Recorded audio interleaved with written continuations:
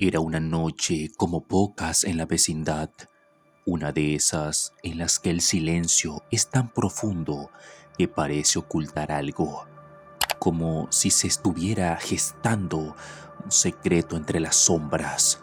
El aire estaba espeso, inmóvil y con una extraña quietud que lo invadía todo. Ni siquiera se oía el clásico murmullo de los grillos o el rechinar de la fuente. Las luces, por su parte, parecían agonizar. Los faroles callejeros apenas emitían un parpadeo tenue, intermitente, como si estuvieran a punto de extinguirse. En ese ambiente denso y turbio, la mayoría de los habitantes de la vecindad ya se encontraban en sus casas, descansando, ignorantes de lo que estaba por venir. Solo uno permanecía afuera, solo, dentro de su barril. El chavo aparentemente dormía, como de costumbre, acurrucado entre trapos y cartones, pero sus ojos estaban bien abiertos. No podía conciliar el sueño. Había algo raro esa noche, algo que no lograba entender, pero que le erizaba la piel. Entonces lo escuchó. Fue un sonido apenas perceptible, pero diferente a cualquier cosa que hubiese escuchado antes. Era como un zumbido profundo, casi subterráneo, acompañado por un eco vibrante que parecía venir desde las entrañas del segundo patio. El chavo se incorporó lentamente, con el corazón palpitando en el pecho como un tambor. Se frotó los ojos, creyendo que quizás todo era parte de un mal sueño, pero el sonido persistía. Lo envolvía, lo llamaba, lo obligó a levantarse y caminar, temblando, hacia el origen de ese ruido misterioso. A cada paso, el aire se volvía más frío, la oscuridad del pasillo lo tragaba y apenas podía ver más allá de unos cuantos metros. Fue entonces cuando lo vio, una luz azulada, parpadeante, que iluminaba el pasillo del segundo patio con un resplandor casi hipnótico. Pero no era una luz común, era algo vivo.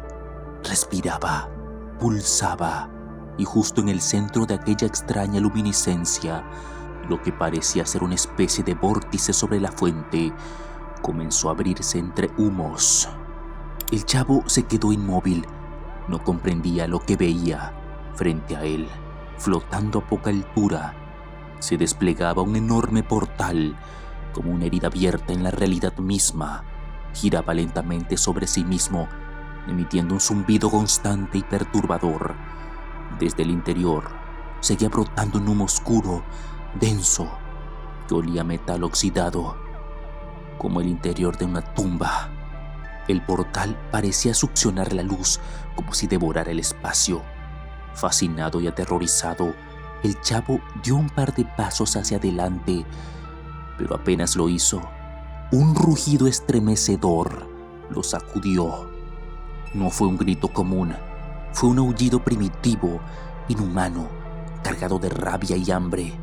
El suelo vibró, las paredes temblaron. El chavo retrocedió de inmediato y se cubrió el rostro con las manos, sintiendo que algo muy malo estaba por ocurrir. Y ocurrió. Desde el interior del portal, una figura comenzó a emerger lentamente, arrastrando consigo un aura de podredumbre y oscuridad.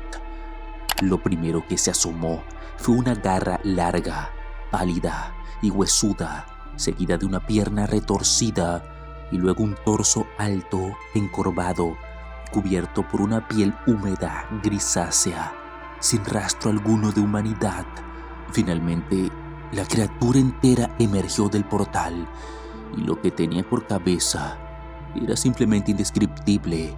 5 lóbulos carnosos que se abrían como pétalos sangrientos, revelando una boca circular llena de dientes afilados que giraban como una licuadora infernal.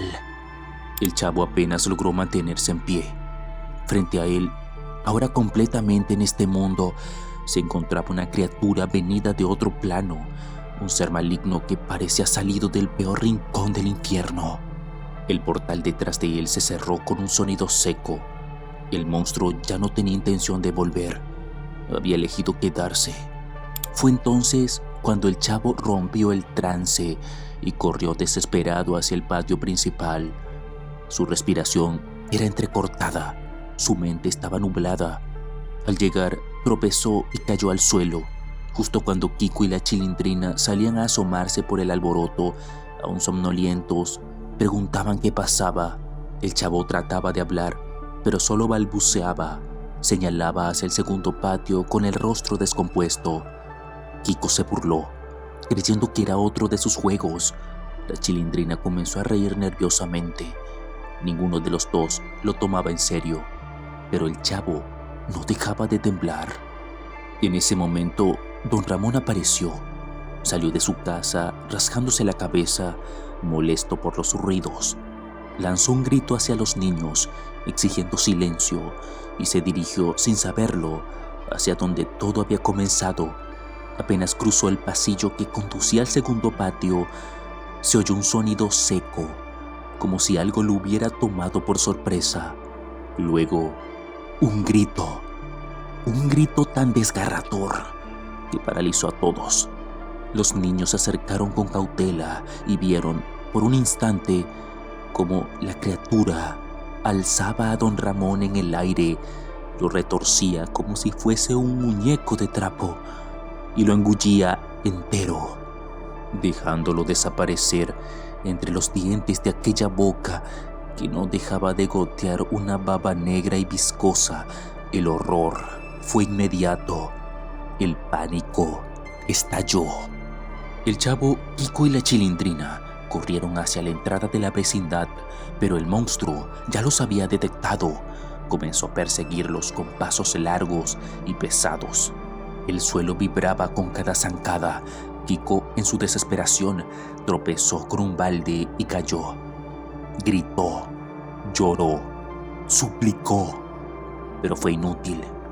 La criatura lo levantó y lo azotó contra el suelo una y otra vez, hasta que su cuerpo dejó de moverse. Luego lo devoró, como si fuera una simple botana. Los otros dos lograron cruzar la reja y salir a la calle, pero la oscuridad era total. No sabían hacia dónde correr. No había faroles, no había ruidos de carros, no había nada. Doña Florinda, alertada por los gritos, salió a la puerta y vio el gorrito de su hijo tirado en el suelo. Lo tomó entre sus manos y comenzó a llorar desconsoladamente, pero esa vulnerabilidad fue lo que la condenó. Ese monstruo la olfateó. Se volvió hacia ella y la atacó con la misma brutalidad con la que había eliminado a don Ramón. Uno por uno, los habitantes de la vecindad fueron cayendo. La bruja del 71, el señor Barriga, la Popis. Nadie sobrevivió. La criatura había desatado una cacería silenciosa, metódica. Solo el chavo y la Chilindrina lograron perderse entre las calles, corriendo sin rumbo, descalzos, cubiertos de sangre y lágrimas. Dicen que jamás regresaron, que se ocultaron para siempre y que ni siquiera la policía pudo encontrarlos. La vecindad estaba vacía. No había ni un solo cuerpo, ni una gota de sangre, solo silencio y ese olor metálico en el aire. Semanas después, la demolieron.